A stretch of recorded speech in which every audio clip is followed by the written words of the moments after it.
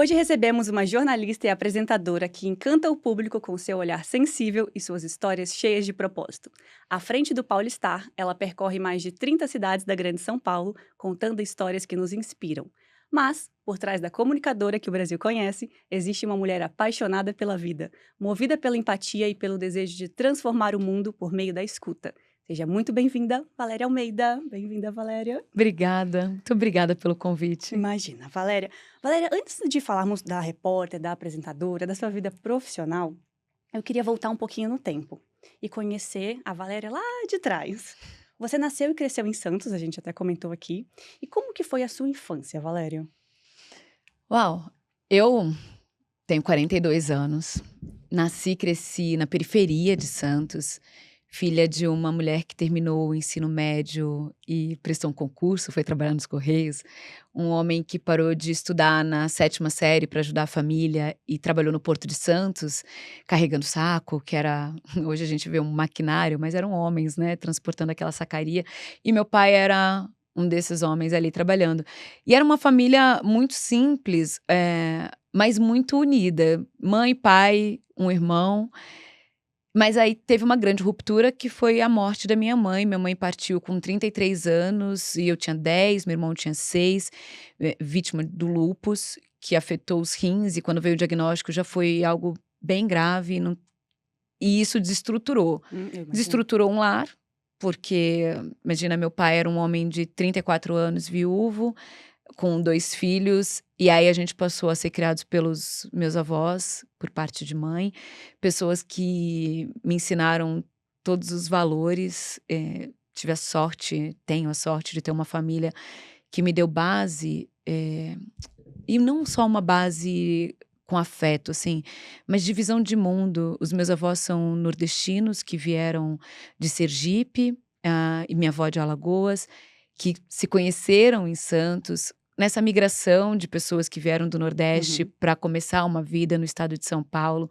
Então, o bairro que eu cresci é um bairro majoritariamente formado por nordestinos, e hoje já descendentes de nordestinos. Então, como muitos que a gente vê que saem em busca de uma vida melhor, ali eles conheceram, casaram. Então, assim, muito do que eu tenho de repertório de vida é da formação dessas pessoas, então, que vai para além do que a gente aprende na academia, sabe? É uma Sim. visão de mundo, os meus valores, a forma de olhar para as pessoas e de entender que elas têm muito para dar, que vai muito para além do dinheiro e muito para além do que a gente consegue com diploma. Uhum. Então, eu creio que muito do que eu vejo no meu trabalho é muito do que eu tive em casa. E a minha avó, que foi uma pessoa que não teve acesso à educação, ela falava que se eu quisesse ser uma mulher livre de verdade, que eu deveria estudar, acontecesse o que acontecesse. E eu acreditei muito nisso, então foram muitas as dificuldades, assim, econômicas, Uhum. por conta dessa desestrutura que aconteceu na minha família, a partir desse momento, né.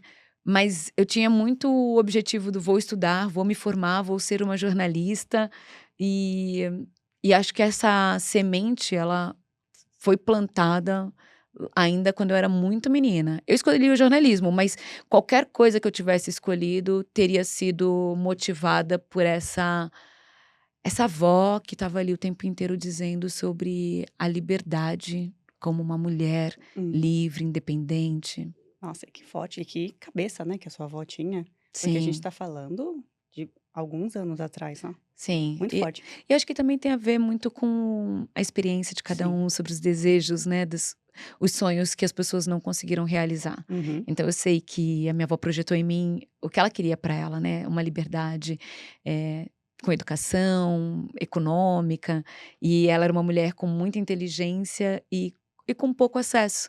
Então, ter realizado os meus sonhos também foi realizar os sonhos dela. Que lindo. Valéria, e por que você escolheu o jornalismo? Teve alguma pessoa, algum momento que te marcou? Então, é interessante porque eu fui muito inspirada pela televisão. Eh, Como eu cresci nesse lugar formado por pessoas que estavam batalhando Uhum. pelo dia a dia, né, aquela garantia a comida do dia, o teto para a família, mas que não tinham muita formação, também não tinham trabalhos e grandes posições nas empresas. eu olhava na televisão e achava que muito do que estava ali eu poderia conquistar Uhum. com o meu trabalho. Mas até aí, eu pensava em qualquer trabalho que me permitisse ir para o mundo. Tinha um grande problema que o lugar que eu nasci, ele estava na página policial. Ele estava nos jornais, na página policial, como um bairro de periferia, um bairro violento. E eu conhecia muita gente incrível, histórias como a da minha avó e outras tantas, de mulheres que se fortaleciam, de pessoas que tinham o próprio negócio, de gente que estava empreendendo, histórias de gente que hoje a gente fala sobre sororidade, mas isso eu via no meu dia a dia, de mulheres ajudando outras mulheres, fortalecendo outras mulheres, de homens muito trabalhadores, e eles não estavam nos jornais. Uhum. E aí, em algum momento, eu falei: então eu vou ser jornalista? Aí eu via a Glória Maria e via a Fátima Bernardes. Eu olhava para aquelas mulheres percorrendo o mundo, ocupando bons espaços. Eu falava: é isso que eu quero, porque eu vou estar no mundo, Sim. eu vou conhecer muitas culturas, o meu trabalho vai me levar para esses lugares e eu vou poder contar histórias de pessoas como essas que eu conheço aqui e que não são vistas. Sim. Porque todo mundo tem muita coisa para contar, mas as pessoas elas não são olhadas, né. E o fato é que a gente não olhar faz com que a gente tenha só uma visão, um viés, um recorte, e isso acaba fazendo com que pareça que todo mundo é ruim. Sim. Porque quando você mostra um lugar para um viés da violência, um recorte da violência, parece que o todo é violento. Uhum. E Exatamente. tinha muita gente incrível, muito mais gente boa do que gente ruim. E isso me moveu, então eu falei: "Vou ser uma contadora de histórias. Que Vou legal. percorrer o mundo contando histórias". E Demais. isso me fez entrar na faculdade de jornalismo e eu escolhi como todas as alternativas. Quando a gente presta o vestibular, coloca lá, né, qual a sua primeira opção, Uhum. segunda, eu só mudei o horário do curso, mas eu coloquei jornalismo, jornalismo e jornalismo. Não tinha outra opção. Não, e Caraca. hoje eu escolheria a mesma coisa.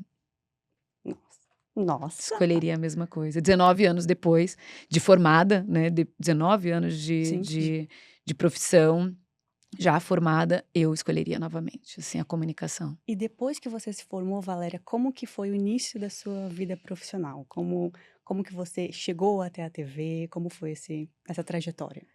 Eu fui estudar muito aberta a viver tudo que a comunicação poderia me apresentar, então eu Uhum. nunca tive um foco em vou trabalhar na televisão. Tá. Eu ia ser uma contadora de histórias, eu poderia contar na rádio, numa revista, no jornal impresso, na televisão, o espaço que eu tivesse, eu aproveitaria. Então eu trabalhei em assessoria de imprensa, eu fui trabalhar em revista, e aí na revista, me formei e fui trabalhar numa revista. E na revista, eu estudei fotografia e fui trabalhar como fotojornalista. Porque a gente está falando de 19 anos e Sim. não era comum ver mulheres negras, homens negros na televisão. A gente tinha algumas pessoas, como eu citei aqui Glória Maria, Uhum. que é uma delas, mas assim, pouquíssimas pessoas. Então, imagens de pessoas como eu não era comum da gente ver. E eu recebi alguns nãos, alguns declaradamente por conta da minha imagem. Então, uma pessoa, por exemplo, disse que o meu cabelo não apresentava credibilidade, então ele me recomendava que eu deixasse meu cabelo crescer e alisasse, porque eu tinha jeito para televisão. Meu Deus. E aí eu pensei: "Cara, vai ser muito difícil eu me colocar e exercer o meu trabalho, a minha vocação, porque eu sempre vou ser uma mulher negra. Sim. Ainda que eu alisasse meu cabelo, sempre seria uma mulher negra". E aí eu falei: "Ok, não vou depender da minha imagem para exercer minha profissão. Então eu vou estudar fotografia", que eu sempre fui muito apaixonada. Em algum momento da faculdade identifiquei que era uma profissão que eu poderia trabalhar com isso. E falei: "Ninguém vai saber a minha cor, o meu tamanho, a minha origem, as pessoas vão conhecer o mundo pelo meu olhar". E assim fui e trabalhei por 4 anos numa revista, até receber uma ligação do Caco Barcelos.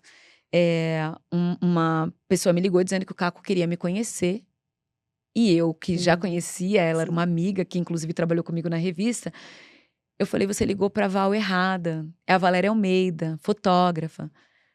Ela falou: "Não, é você mesmo, o Caco quer montar um time de jornalistas, mas que entendam de fotografia, porque é para fazer um processo documental. Então é você e uma câmera no mundo".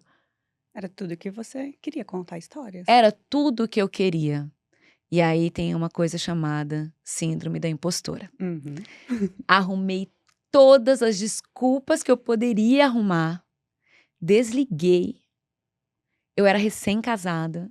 Olhei pro meu marido e falei assim: Caco quer me conhecer. Não vai. Eu falei: o que eu vou falar pra ele? O que ele tem de profissão é o que eu tenho de vida.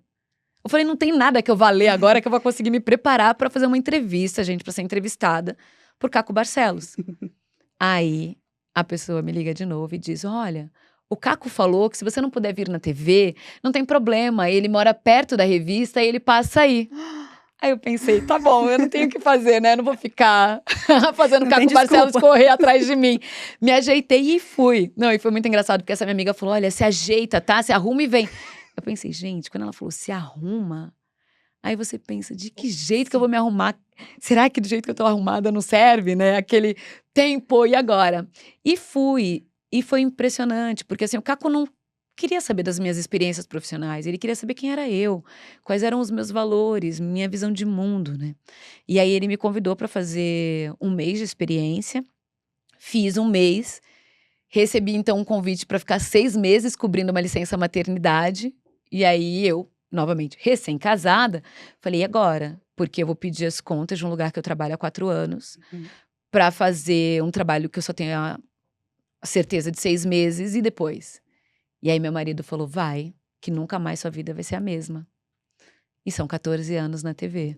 Então eu entrei na profissão repórter, onde eu fiquei quase 6 anos, contando histórias de pessoas que eu batalhei muito para contar. Então eu percorri esse país, assim, para muitos lugares que fogem dos pontos turísticos, contando histórias, questões sociais, muitas questões sociais, questões culturais. Fui para fora do país também, fui finalista do Emmy, ganhei prêmios da Globo ali no Profissão Repórter. E aí, quando chegou um determinado momento, eu falei: agora é hora de partir. Nossa, e como que foi, Valéria? Só antes da gente ir para os próximos passos, como que foi viver essa experiência de estar no Profissão Repórter logo no, vamos dizer assim, no início da sua carreira? Eu falo a melhor experiência, assim, eu não poderia ter entrado na TV de jeito melhor, porque o Profissão, ele é um grande celeiro, né? São muitos profissionais que o Caco escolhe, assim, com aquele olhar de quem entende de televisão. Então são personalidades diferentes, perfis diferentes, com interesses diferentes. Então você olha lá, tem alguém que tem um olhar mais para a cultura, para o entretenimento, para a diversão, o outro que tem uma linha mais investigativa. Eu que entrei na televisão querendo falar muito das nossas questões socioculturais. Então eu fui falar sobre a seca, fui falar sobre o maior lixão que a gente tinha aqui na América Latina, dentro do Brasil. Fui falar de questões sobre HIV em Moçambique. A gente tinha um trabalho passando o nosso conhecimento, a nossa experiência para garantir que Moçambique se estruturasse, porque era a principal causa de morte, era a AIDS. Então, assim, eram muitas questões que eu considerava que mexiam com as nossas estruturas, Uhum. que precisavam ser olhadas, que poderiam e deveriam ser modificadas para que todo mundo tivesse uma vida digna, com qualidade. Então, eu tive essa oportunidade de fazer isso ali, né? E tendo Caco Barcelos como um grande mentor, porque ele é uma pessoa que deixa a gente voar. Sim. Então a gente participava, né? A gente participava, eu falo porque o programa tá aí, mas eu não tô mais. Então, assim, é um programa que a gente discute, apresenta uma pauta, os amigos embarcam nisso, porque é um programa que precisa ter 3 reportagens, então são 3 olhares sobre aquele mesmo tema.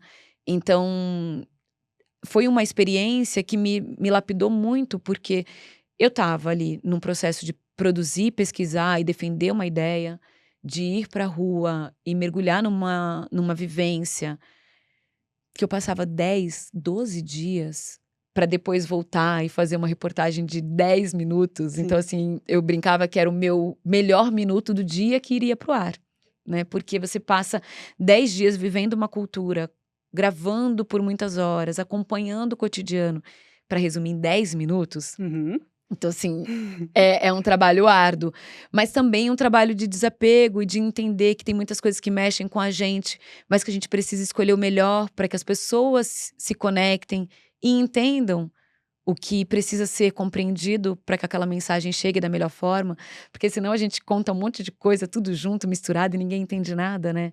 E isso foi um processo que foi muito bonito. E conexão com as pessoas. Porque você ter a oportunidade de viajar, e quando eu falo de norte a sul, é de norte a sul do país, indo para o centro-oeste, para o nordeste, para o sudeste. Então, poucos foram os estados que eu não fui neste período que eu fiquei no Profissão Repórter. Acho que 4 ou 5.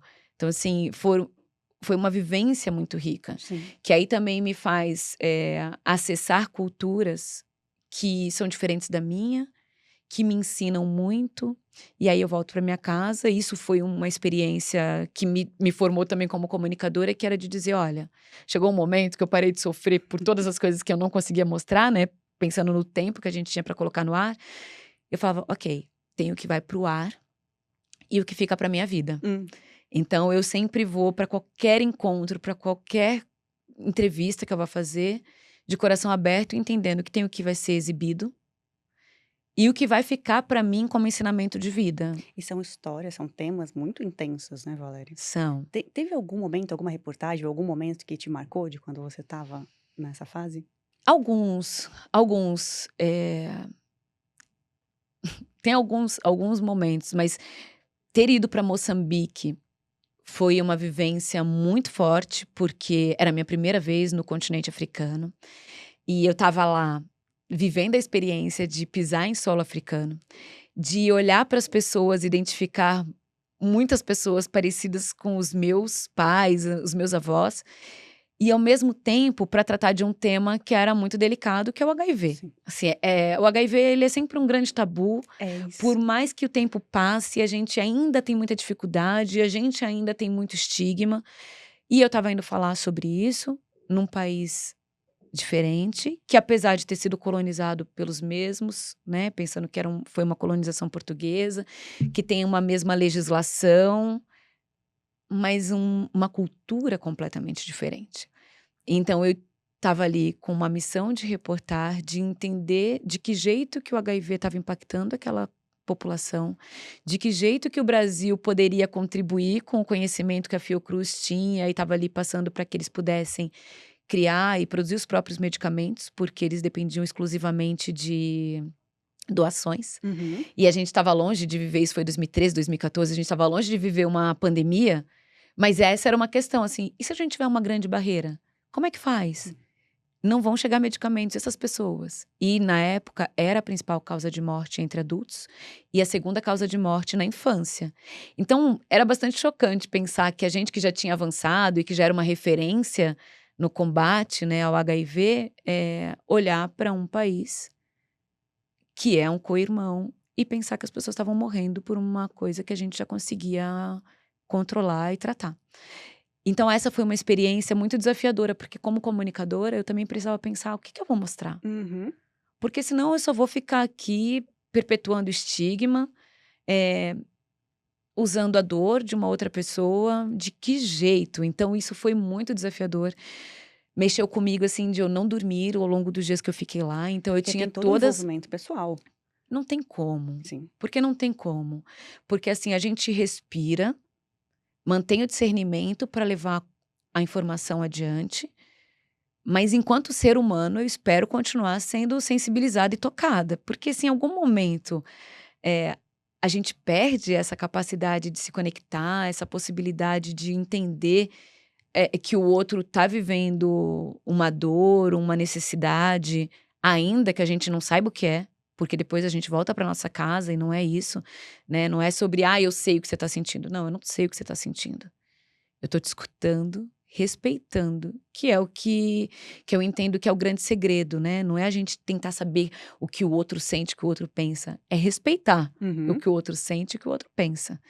E essa vivência me marcou muito, assim. Como ser humano, como comunicadora, foi desafiador, muito desafiador. Mas eu entendo que o resultado ficou muito impactante. Mas eu tive outras vivências, então gravar no lixão da Estrutural, que foi quando fechou o lixão de Gramacho, no Rio de Janeiro, que era o maior lixão da América Latina, o Brasil continuou com o título de maior lixão da América Latina, a poucos quilômetros de Brasília, assim. Você fala, cara, você está do lado da capital. E foi muito sofrido ver aquele monte de criança percorrendo montanha de lixo, disputando o espaço com os adultos para pegar o material para ser reciclado, para garantir alimento para a família. Então, são muitas desestruturas sociais que, ao mesmo tempo que você está ali fazendo, reportando, você olha e, como ser humano, você se coloca, porque você fala, eu poderia ser essa criança, poderia ser meu filho, e de que jeito que essa história não vai se repetir, de que jeito que essa criança vai ter uma vida melhor, para que ela possa também dar uma condição melhor para os seus, para que ela tenha filhos que tenham uma vida, uma infância digna, porque a gente fala, a infância é o melhor momento da vida. De qual criança? Para quem, Para exatamente. quem? Então foram muitas histórias que me marcaram, e muitas me marcaram, porque eu tô contando histórias que me marcaram como ser humano, porque elas me permearam como comunicadora, me mexeram e me causaram dor, mas todas me deixaram melhor. Todas me deram presentes, assim, para a vida, que eu falo, aqueles encontros, aquelas pessoas que você diz: "Que bom que eu encontrei, que eu conheci", muitos ensinamentos que eu falo, não tem a menor possibilidade de eu olhar para a vida como se eu não tivesse vivido essas Não tem experiências. como deixar de Não ver, né, tem, Valéria? não. E ainda bem. E eu não sou a pessoa que tenta esquecer nada, Uhum. absolutamente nada. O que eu posso guardar de bom e de ruim das minhas experiências, eu guardo, porque eu entendo que elas me deixam com uma estrutura fortalecida para as novas experiências boas e ruins. E também para que eu seja uma pessoa boa para as outras pessoas. Porque quando a gente também é cutucado do jeito que não é legal, Sim. a gente pensa, tá, mas como é que a gente faz para não reproduzir isso que afeta? Eu ia te perguntar exatamente isso, de que forma que essas experiências que foram bem fortes, né, que você viveu, influenciaram na profissional, influenciaram na Valéria que você é hoje? Eu acredito que de todos os jeitos, porque eu sempre fui muito respeitada nos lugares que eu fui. Uhum. Eu tô contando de vivências que elas me maltrataram, mas não porque eu fui desrespeitada, Sim, sim, e sim. sim porque aquelas histórias me afetaram. E impactaram. Me impactaram, é isso, assim, me afetaram de um jeito que é de sair de um lugar, de achar que, ok, eu tô preparada para ir lidar com isso daqui, e aí de repente se fala, não. Em alguns momentos as pessoas falavam, nossa, eu vi uma reportagem que você chorou. Aí eu dizia, qual? Porque assim, o Profissão Repórter, ele mostra esse bastidor, né? Então pode ser que outros tantos repórteres chorem, mas atrás da câmera. Uhum. Aí a gente respira, fala firme na frente da câmera, isso inclusive faz com que pareça que a gente é inabalável, e não é uma verdade, a gente só tá com postura, fazendo o nosso trabalho. Então, como a profissão mostra o bastidor, então em vários momentos a lágrima caiu Sim. e o programa mostrou. Então acho que tiveram histórias ali que mexeram comigo, e elas foram me fortalecendo como ser humano e como pessoa mesmo, porque é um olhar que a gente observa e pensa: "Eu tô escutando com os ouvidos bem abertos? Minha cabeça tá aberta? Meu coração tá aberto? Eu tô indo aberta mesmo ou tô indo cheia de julgamentos?" Então, todas as vezes que eu me deparo com uma situação que é nova, eu pego isso para transformar num repertório e me deixo aberta, e não tem nenhum problema, eu não faço de conta que eu sei todas as coisas, não Uhum. faço. Porque, "Ai, porque eu sou comunicadora, tenho que saber". Não, não. E nem dá pra Eu saber de nem tudo. e nem quero ter essa prepotência, essa arrogância de dizer: "Olha, eu sei todas as coisas". Não, não sei. E essa vivência que você tem, eu desconheço. Você é uma mulher que gerou filhos, pariu filhos. Eu sou uma mulher que gerou um filho, que não pariu um filho. Então eu tenho uma vivência, você tem outra. Sim. Ainda que sejamos mulheres que tenham gerado, as nossas as histórias, elas chegaram num momento que elas são muito diferentes, então assim, não vou tentar saber como é a sua vivência. Hum. Você não tem como saber como é a minha, a gente pode se escutar e se respeitar e entender que cada uma vai ter suas dores e suas alegrias de diferentes formas. E o Profissão, ele só somou, assim, coisas muito positivas, que se juntaram ao que eu já tinha aprendido na minha casa, na minha base familiar, nas minhas experiências antes do profissão e que continuam sendo somadas com as novas experiências. Sim. Nossa, eu tô amando te escutar, gente. Eu tô amando, porque a gente conhece temas e detalhes que a gente nem imagina, que, né? É o que você falou, a gente vê ali, mas foram 10, 12 dias de preparação para ver um trecho muito curto. Sim. E é muito. Para mim, que tô aqui só escutando, já tá sendo impactante. Imagino para você que viveu tudo isso. Nossa. É. Valéria, depois do Profissão Repórter, você passou a fazer parte do time do Bem-Estar. Como que foi para você essa experiência de migrar de um programa que era mais investigativo para um programa num formato mais voltado para a saúde? Eu acho que o que me fez manter a minha personalidade ao longo desses programas foi sempre pensar que eu tinha o privilégio e tenho de estar numa TV aberta, Uhum, falando para diferentes pessoas. Então eu posso estar falando com o pós-doutor e posso falar com a pessoa que nem foi alfabetizada. sim. Todo mundo precisa me entender.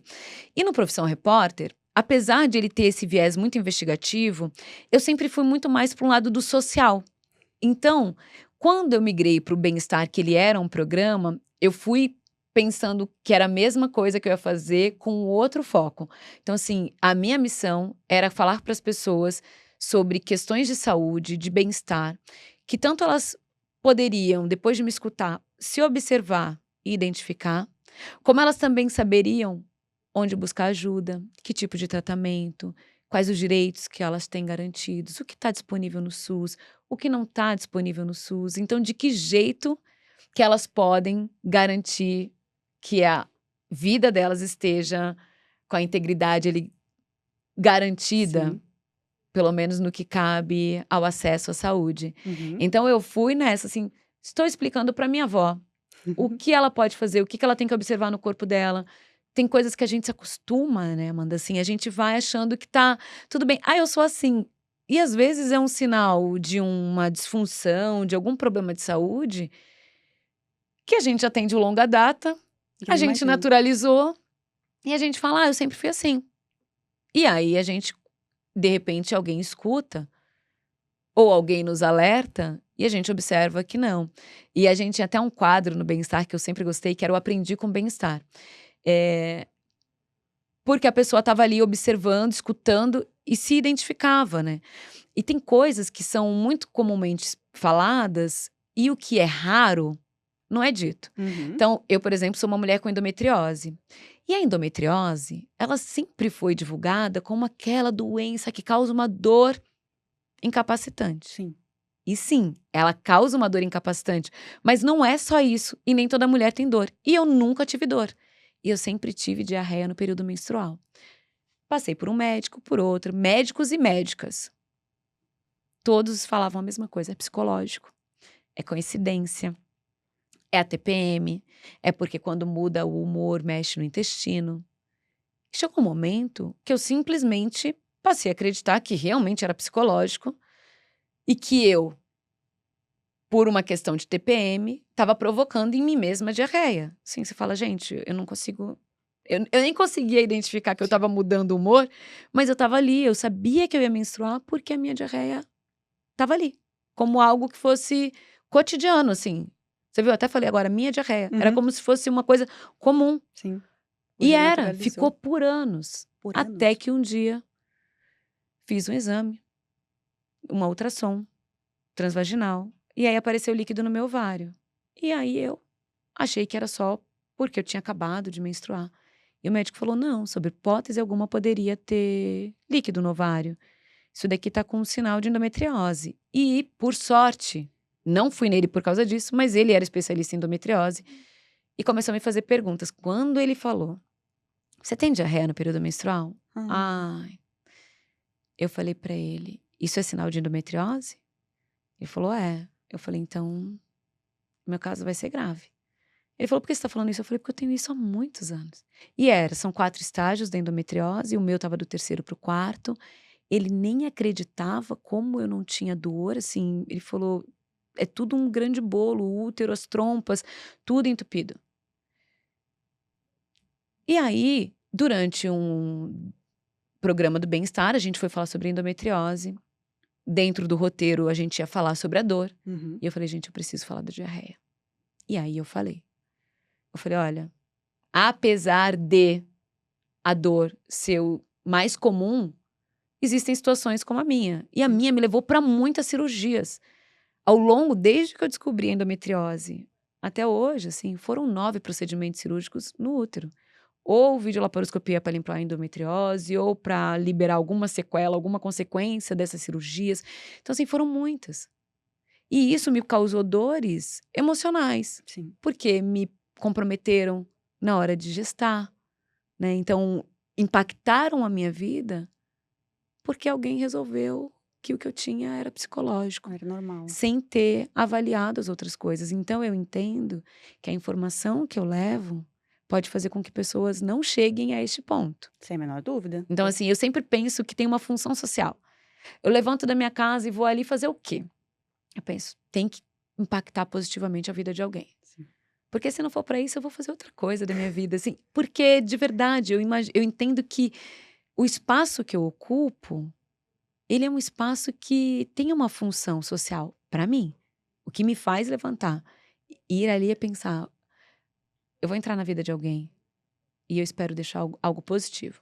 Então, se é através da informação, se é compartilhando algo que ela vai usar, se é levando alguma alegria para a vida dessa pessoa, que seja de um jeito positivo, que essa minha passagem na vida dela, que tenha sido por alguns segundos enquanto ela ligou, passou na frente da televisão, seja de um jeito positivo.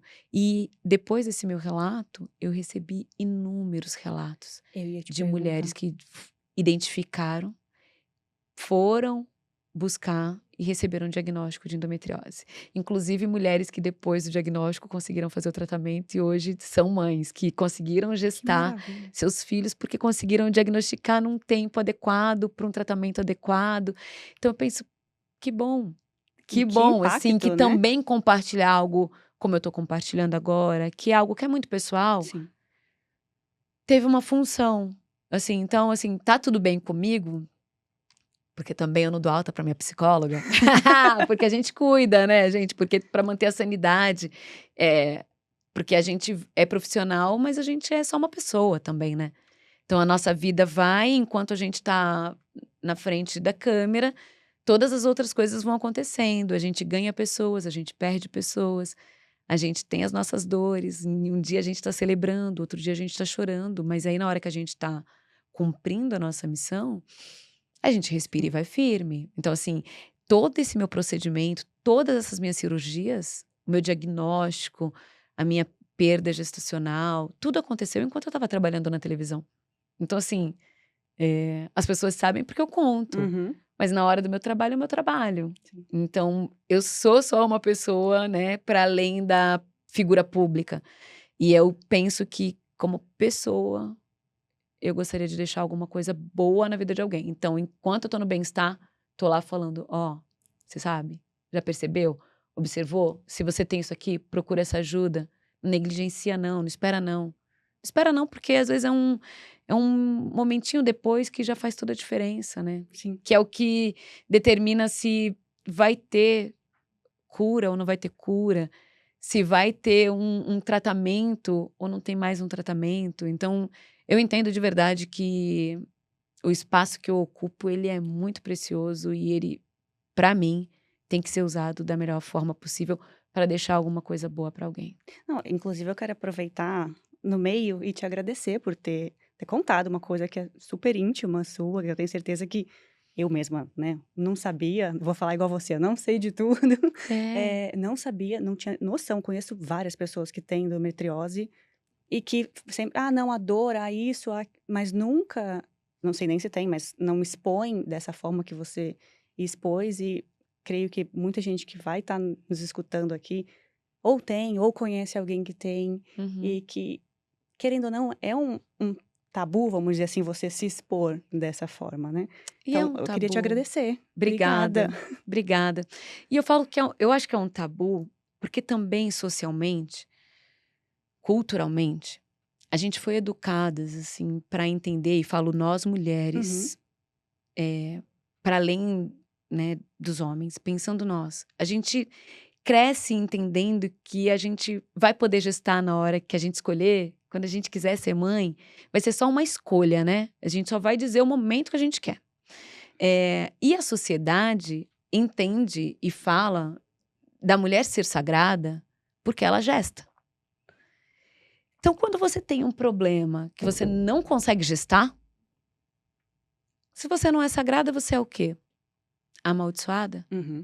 Então, até você se colocar no equilíbrio e conseguir entender, tirar desse lugar do que é sagrado do que não é. Porque senão, assim, a minha vida é muito sagrada. Eu sou o fruto dos meus pais. Sim. É a minha existência. E é todas as outras coisas que... São todas as outras coisas que eu posso plantar no mundo e gestar. Mas eu não consegui chegar aqui assim e falar tudo isso nesse jeito, com esse equilíbrio. E sem chorar, à toa, assim. Eu passei por muita coisa na vida, como perder a mãe muito nova, perder o pai. A minha base familiar foi embora muito cedo, muito jovem. Mas o que me levou para terapia foi a perda de um bebê. Porque aí, nessa hora, eu achei que foi a maior rasteira de todas. Sim. Então, eu fiquei de mal com a vida, com Deus, com tudo, porque eu falava, cara, se era para me tomar, por que me deu? Já levou todo mundo. Sim. Então, assim, foi muito difícil. Eu tenho uma relação lindíssima com meu marido, que é meu melhor amigo. E nessa hora eu queria me separar. Porque eu falava, não, ele tem que ficar com alguém que ele possa ter uma família, entendendo que uma família é pôr filhos no mundo. E eu acho que também acaba vindo, né, Valéria, essa coisa da infância, da sociedade que coloca que a mulher vai. Por isso, assim, porque a gente cresce, então assim, você fala. Sim. E eu vou te dizer que eu escutei barbaridades. Então, ao longo do processo, em algum momento eu falei assim, ai, não vou mais dar explicação. Então as pessoas perguntavam, você não quer ser mãe? Eu falava, não, agora não. Aí eu escutava aquela do padrão, né? Ah, mas você tá envelhecendo. Aí em algum momento eu resolvi dizer, não, eu não quero. Aí uma pessoa me disse, por que você casou então? Aí a mais cruel de todas foi quando eu disse, eu não posso. E a pessoa falou assim, nossa, você deve ter sido muito ruim na outra vida, né? Porque você gosta tanto de criança. Então, assim, as pessoas não têm filtro, Não tem noção. não têm noção. E aí a gente tem que lidar com as nossas dores e com o desequilíbrio do restante do Sim. mundo. Então, foi muito difícil. Então, assim, eu tô aqui muito firme, mas assim, porque tem muito tempo. E eu precisei de muita terapia pra chegar nesse lugar e falar, vou gestar outras formas de vida. Vou deixar outras sementes. Quero ser lembrada como alguém que entrou na casa de alguém e deixou uma coisa boa. Então, assim, não foi do nada. Não é que eu sou uma mulher fortíssima e que acordou e falou, nossa, eu sou forte. Né? E como eu sei que este é um público majoritariamente feminino, Sim. tô aqui me abrindo neste lugar, porque também entra nesse espaço que eu entendo que é um jeito da gente se fortalecer. Porque olhar uma mulher que é uma figura pública, uma apresentadora, que está em um bom posto, que tem um programa, e que entra radiante, porque o Paulistar, que é o programa que eu apresento hoje, ele é de muita vida, de muita felicidade, assim, muitas vezes a pessoa não consegue nem imaginar que essas outras histórias Existe. permeiem uma vida. Então, assim, mas ao mesmo tempo eu não quero fingir que, ai, olha, sou inabalável, sou de ferro. Ah, não. Se eu quero chorar, eu choro, eu peço ajuda. Se eu tenho que dar meia dúzia de grito, eu também dou. E daqui a pouco eu volto pro eixo e penso, é a vida, porque eu gosto muito de viver. E eu tenho algumas alternativas. Levantar e buscar ser o melhor para mim e pro outro. Ou passar o resto da vida chorando e, assim, elencando todas as coisas que me doeram e viver só na dor. Ou desistir de viver. E essa não é uma alternativa. E também viver na dor também não é uma. Então, assim, eu penso, pô, minha mãe e meu pai me deram o amor que eles tinham para dar, da forma que eles tinham. Meu avô, minha avó, minhas tias, assim, eu sei que eu fui uma pessoa muito amada por eles. Cada um do seu jeito. Nem todo mundo demonstrava como eu demonstro. Uhum. Eu vou valorizar a vida que eles me deram. E aí eu vou me juntando com quem me fortalece, que eu acho que isso também faz toda a diferença. Ah, sim. E só de você mostrar, nossa, olha, aqui existe a Valéria forte, mas a Valéria forte também passa por outras situações. É assim, de uma grandeza sem tamanho, Valéria, porque é o que você falou, às vezes as pessoas veem você em um bom lugar, forte, linda, falam, nossa, nem imagina o que tá por trás da Aham. Valéria. E todo mundo, felizmente ou infelizmente, tem as suas questões. E assim, que bom que você conseguiu transformar a sua dor em, vou dizer, em amor, porque você agora Uhum. transborda na vida de outras pessoas de uma forma muito linda. Que a maioria das pessoas, muitas vezes, não conseguem fazer essa relação e escolhem, não vou dizer nem escolhem, ficam vivendo Uhum. na dor. E essa Sim. dor não vai resolver os problemas, né? Não, não vai. E eu celebro muito. Você vê, eu tenho um filho, que eu falo que é meu filho do coração, que é meu enteado. Uhum. Quando eu conheci meu marido junto com o Lucas, que é o enteado. Ele tinha 2 anos e meio. A gente casou 1 ano depois, eu não tinha a menor ideia de que tinha endometriose. Assim, o Lucas, desde o primeiro momento, assim, ele amor da minha vida. Que Sabe, lindo. então assim, de pronto, eu falei: "Nossa, que bênção, assim, ter essa Sim. criança na minha vida, que luz". Aí depois vieram os diagnósticos, depois vieram os problemas, e ao mesmo tempo agradecendo a vida, agradecendo a Deus, assim, pela possibilidade de viver essa outra forma de amar um filho que eu não gerei. Uhum. E que muitas vezes as pessoas vendo a minha relação com ele de muito amor, de muita proximidade, uns acham que ele é meu filho biológico, outros acham que ele não tem a mãe.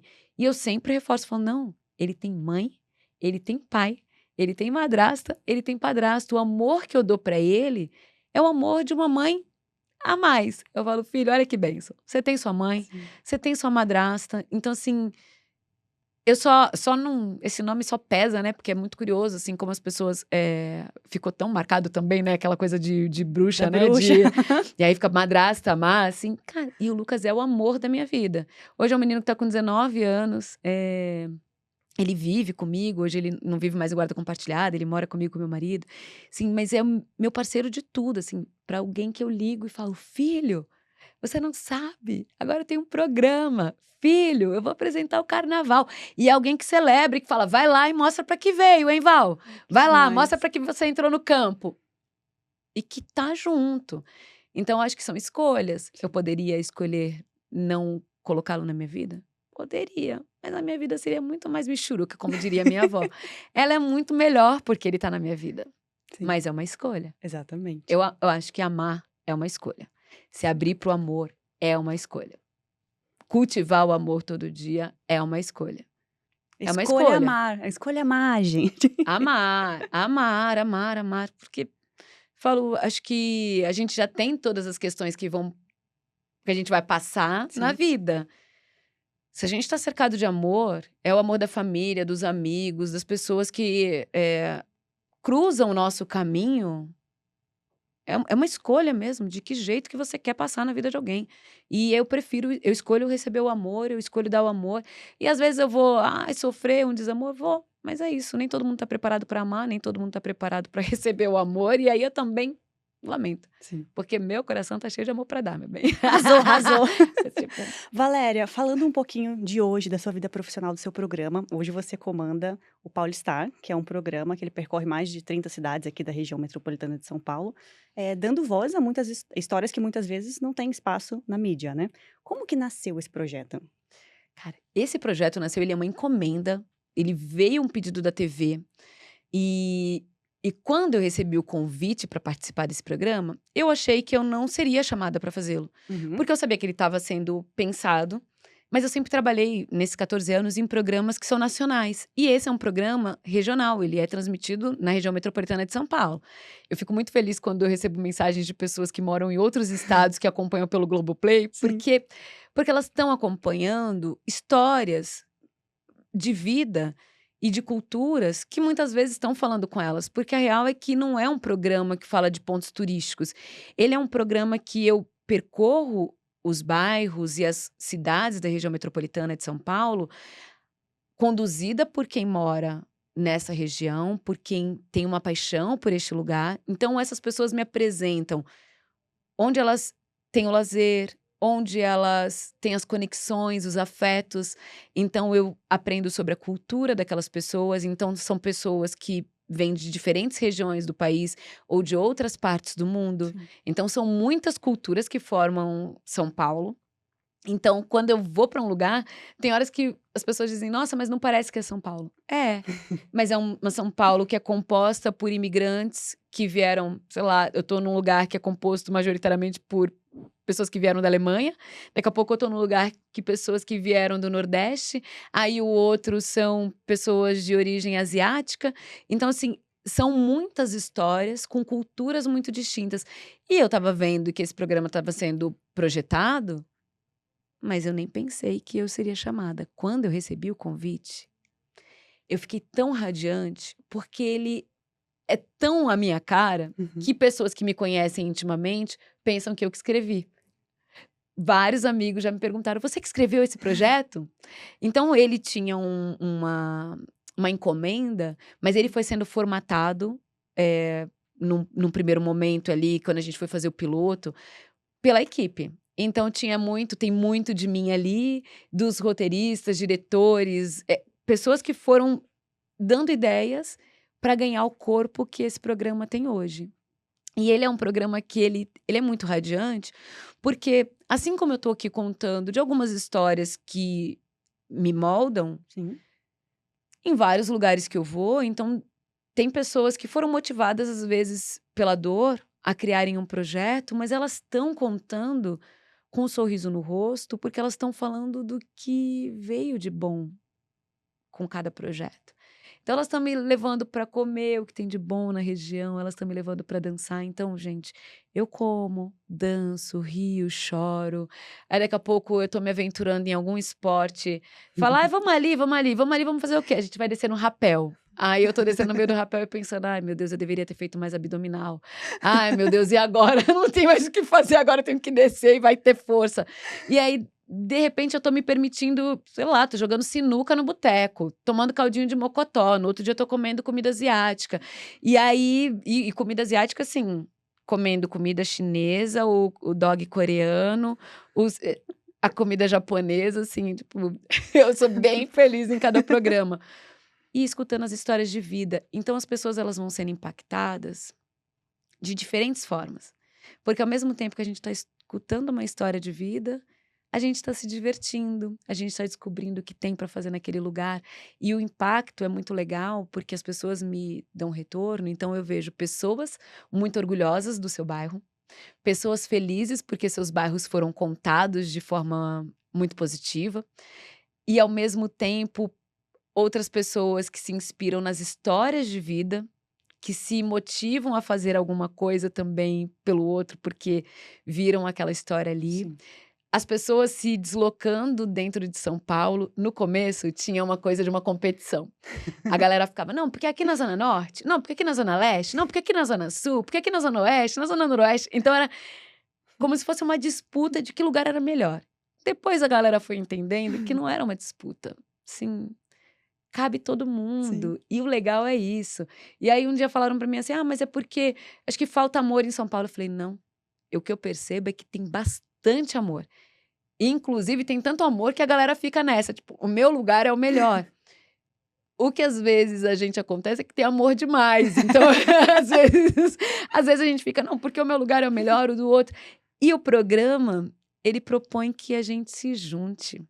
Que é Que muito a legal. gente se goste como um todo, que a gente não fique disputando porque eu sou assim, eu sou melhor que você. Não, assim, é pra você atravessar da zona sul pra zona norte pra curtir o que tem de bom lá, é pra sair da zona norte e vir pra zona sul, ir pra leste, oeste, pra noroeste. É pra gente ocupar o que tem aqui da melhor forma possível, respeitando cada história, aproveitando a cultura de cada lugar, e a gente volta pra casa rico, assim, a gente volta pra casa muito melhor. Que Eu legal. volto para casa sempre muito melhor, Demais, eu imagino, deve ser muito legal. muito melhor. Valéria, além da TV, você também está à frente de grandes eventos, como mestre de cerimônia, como palestrante. O que que te motiva a estar em tantos palcos diferentes e o que cada um te ensina como comunicadora? Eu acho que a minha motivação é sempre pensar que naquele espaço eu vou me conectar Sim. com diferentes pessoas e que eu vou plantar alguma semente. Então, muitas vezes eu estou nas palestras, por exemplo, muito conectada a direitos humanos, a comunicação, a pautas de sustentabilidade, de diversidade.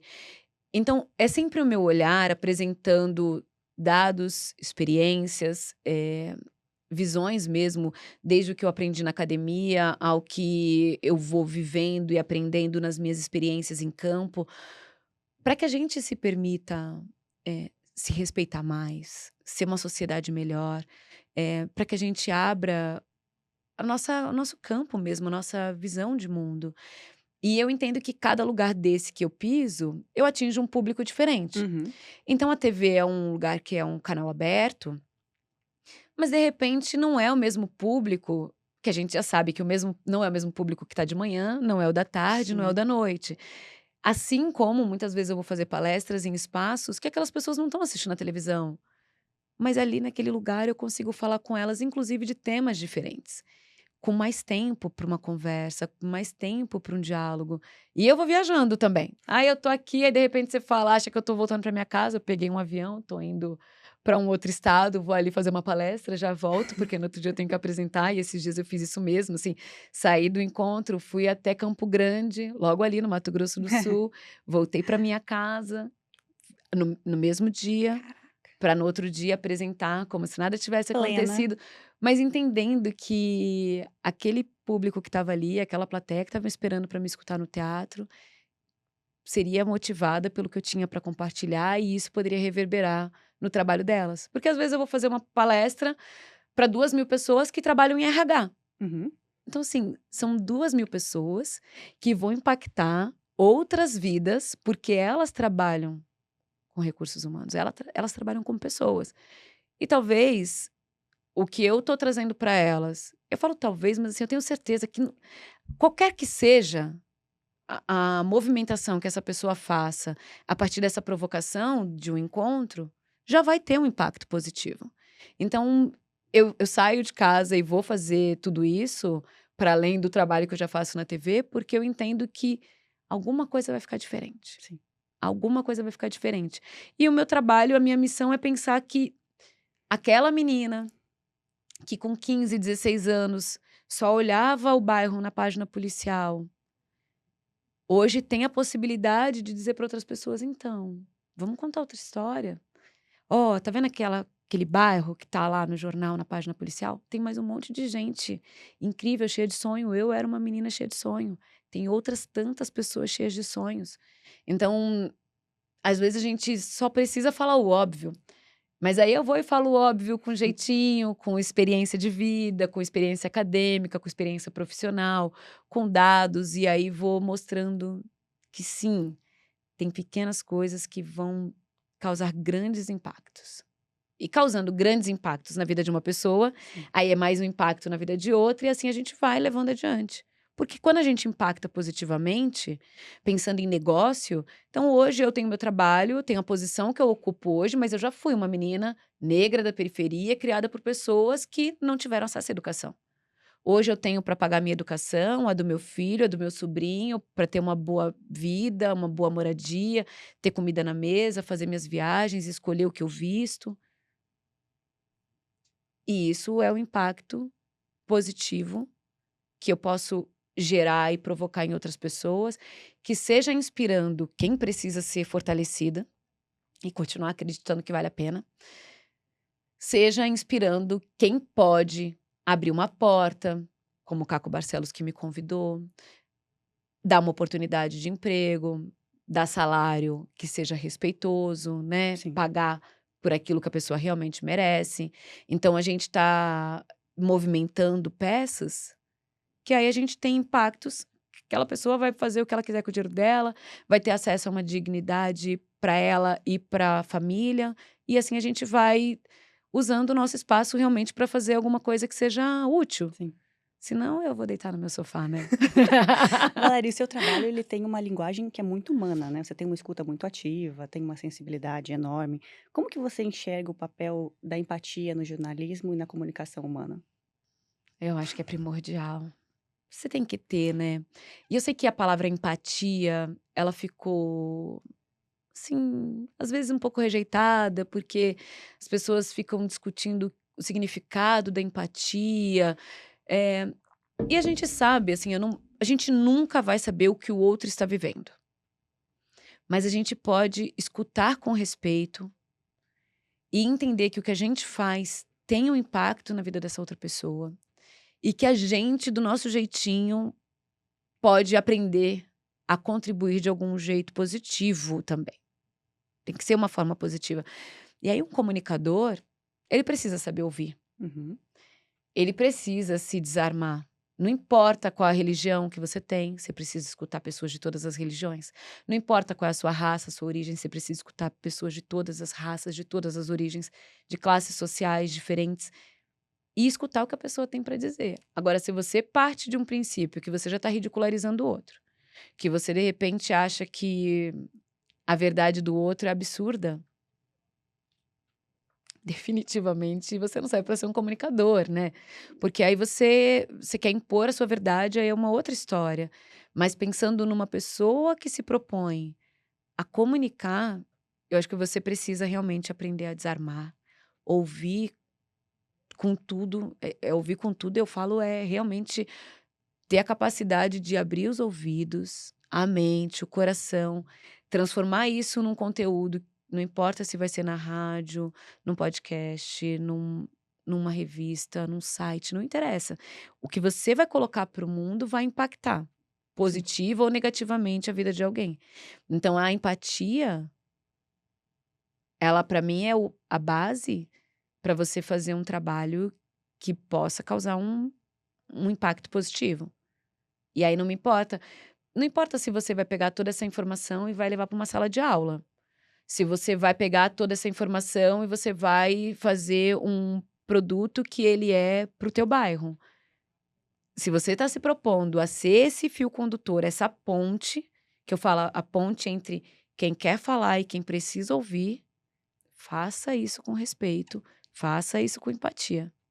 Sim. E o seu trabalho, Valéria, ele inspira, né. Eu vejo que ele inspira muita gente não só pela forma pelo que você faz de fato, mas pela forma com que você faz. Você consegue falar com a pessoa mais simples, até fazer uma palestra para pessoas, muito específicas, para cargos muito específicos. Quando você olha para sua trajetória, o que que você sente? E Hum. qual que é o seu maior propósito como comunicadora? Uau, eu adoro, né.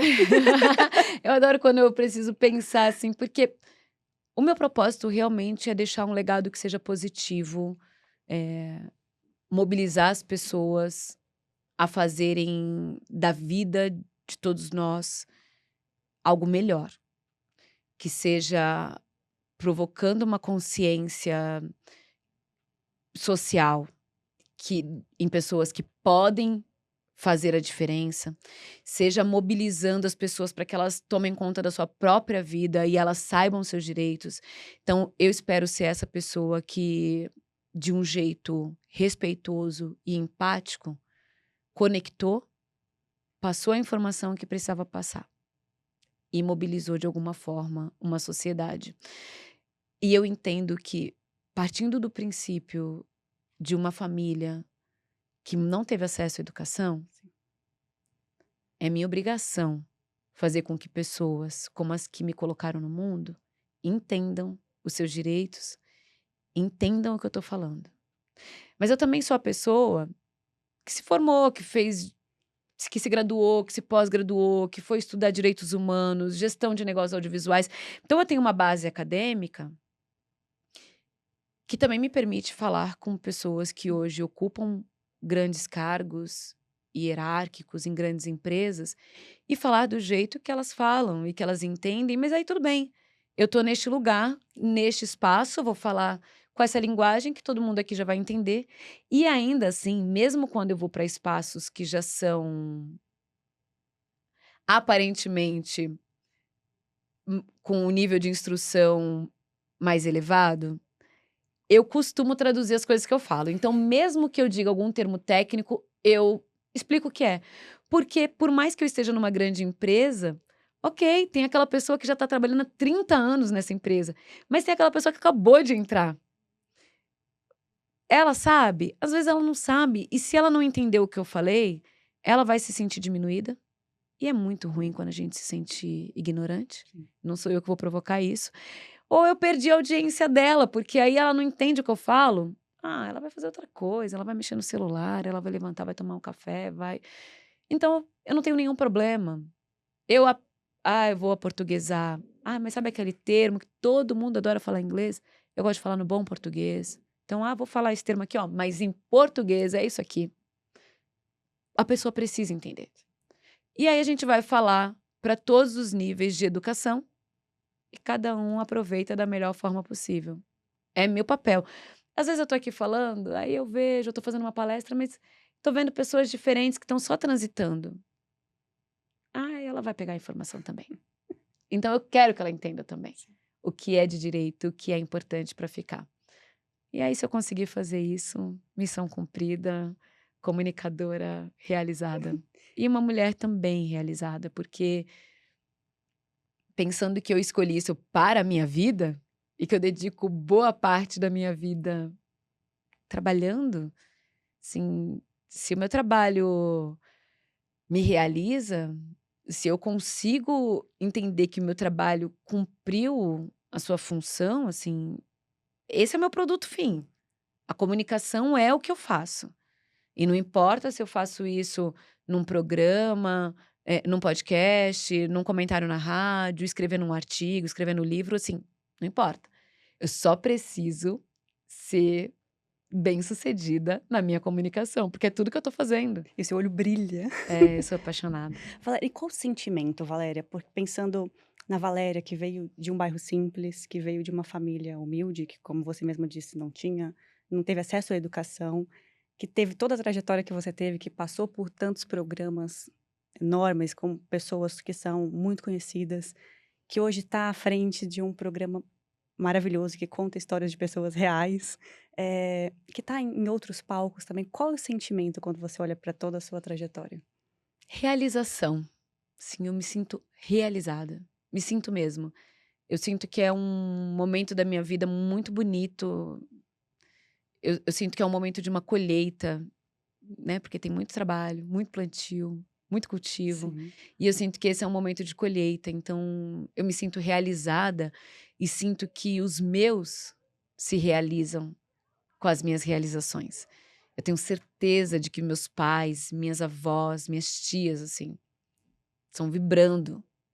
Porque são muitas conquistas em diferentes níveis, Sim. né? De tudo que eu fui, de tudo que eu sou, de tudo que foi necessário abdicar. A gente vai fazendo escolhas o tempo inteiro, vai abrindo mão, não importa o nível social, não importa, assim, mas a gente sabe que em determinadas situações a gente precisa fazer escolhas entre o básico, né? Uhum. Não é se eu vou viajar ou se eu vou estudar, às vezes é se eu vou comer ou se eu vou estudar. Sim. Então, eu olho para mim, me sinto realizada e grata a mim, assim, pelas escolhas que eu fiz, porque mesmo quando eu era só uma menina, eu fui fazendo escolhas muito pautadas, assim, numa fé de dias melhores. E aí hoje, viver esses dias melhores me deixa realizada. A sensação é de realização.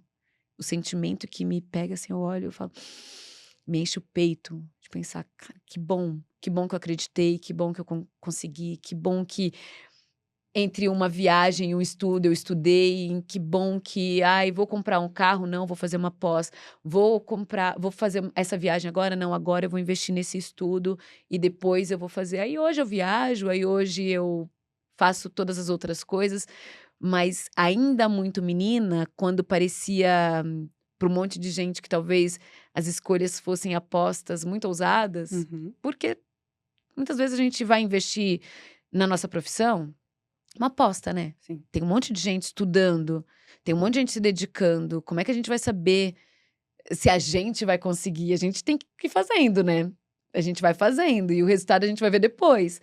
Mas eu sou a pessoa que pensa que se nada der certo, a minha parte eu fiz. Eu vou dormir com a tranquilidade de saber que não foi porque não era para ser. Porque o que me competia, o que me cabia, eu Você fez. dei, eu fiz, eu me esforcei. Então, assim, isso é pra tudo. Hoje, ainda hoje, se eu tenho que fazer escolhas, eu vou escolher aquilo que vai me fazer deitar com a cabeça no travesseiro, pensando: eu fiz o meu melhor, eu fiz a minha melhor escolha. Agora, deixa eu olhar e esperar o resultado.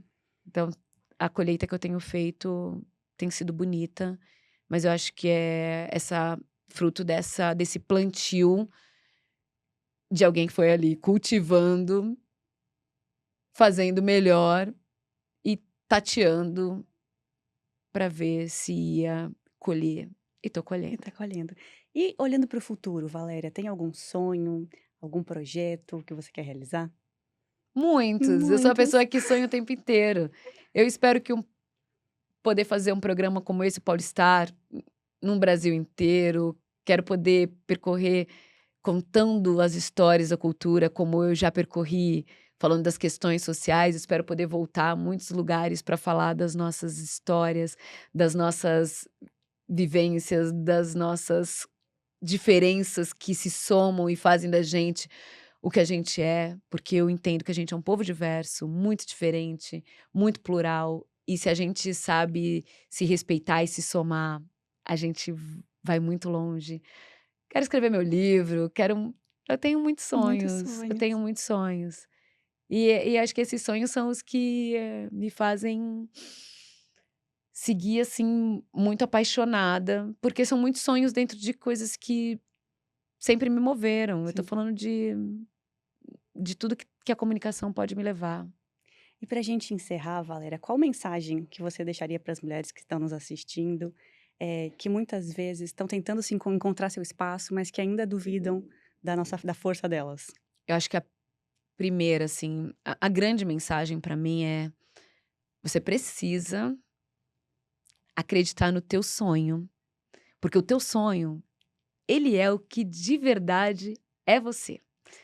Muitas vezes a gente fraqueja e a gente duvida, não porque a gente tenha dúvida, mas porque outras pessoas vão fazendo a gente questionar se a gente pode, se a gente não tá sendo muito ambiciosa, se a gente não tá sendo, às vezes, ingênua. Mas eu acredito muito que o que a gente sonha é o que a gente é. E se a gente vai seguindo o nosso sonho com a verdade que nos move, ainda que no meio do caminho a gente diga: "Ah, não quero mais isso, quero fazer outra coisa", nada mais vai ser igual. A gente já vai estar em outro lugar. Sim. A gente tem o direito, a gente pode escolher, de repente, mudar o rumo da vida, tá tudo certo.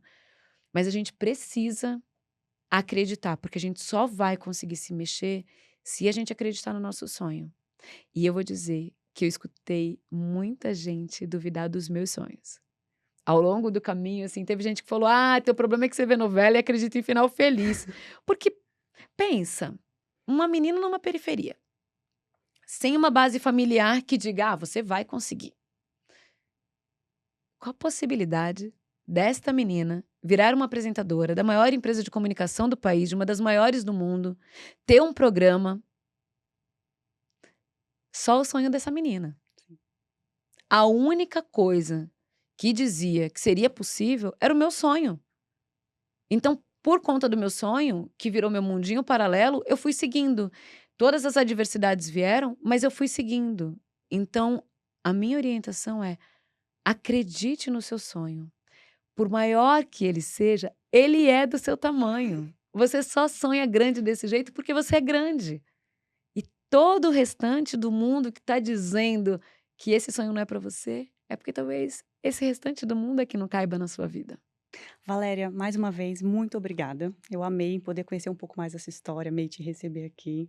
Foi maravilhoso. Obrigada, viu? Eu que te agradeço, agradeço pelo convite, agradeço por essa escuta tão atenta, por esse olhar que também brilha enquanto escuta. Obrigada. Obrigada, Imagina. obrigada. E para você que nos acompanhou até aqui, se essa conversa te tocou de alguma forma, compartilha esse vídeo com alguém que também vai se inspirar com essa história. Aproveita para curtir, se inscrever no nosso canal e não perder os próximos episódios do nosso programa. Até a próxima!